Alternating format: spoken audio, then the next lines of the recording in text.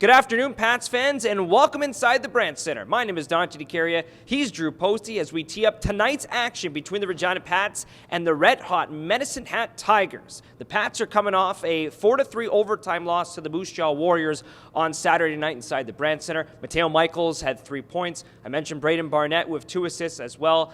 Drew, what did you take away from that hockey game for the Pats? Well, I think the Pats have been in every single hockey game that they've played so far this season, and against good hockey clubs, the Moose Jaw Warriors, the Saskatoon Blades, the Brandon Wheat Kings, and they're still getting that secondary scoring because you mentioned Mateo Michaels with a career high in points. So I think with a 2-2-1 record right now, it's something the Pats would probably take given some of the good hockey teams that they faced early on. And I know you don't like to talk about moral victories all the time, but there's a lot of good things the Pats can take out of these games that they're just coming up short in.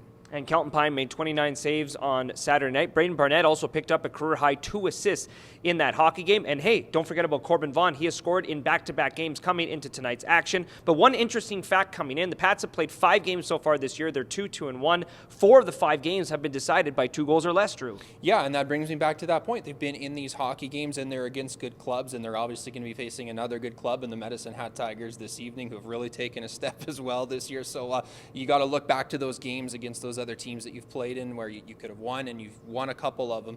You got to look at those tonight. And Drew, it's safe to say that we can call the Medicine Hat Tigers, the Gavin McKenna show, as he has 7 points to begin the season, leads the team in scoring. And oh, by the way, he does not turn 16 until December. So his draft year is well years away, still an opportunity to see him for many years to come in the Western Hockey League. But this is a really good Medicine Hat team, Drew, coming in 3-0-1 on the season.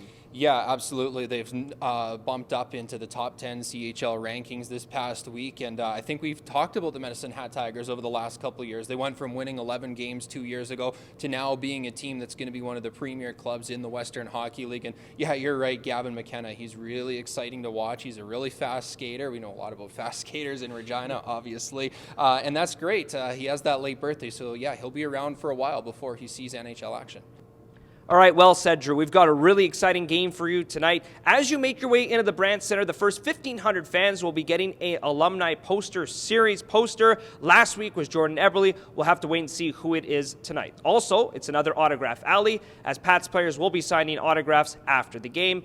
And another special tidbit, as Bob Strum, former Regina Pats general manager Bob Strum, will be dropping the ceremonial puck drop. Him, Darren Veach, and Mike Blaisdell will be signing autographs in the first intermission.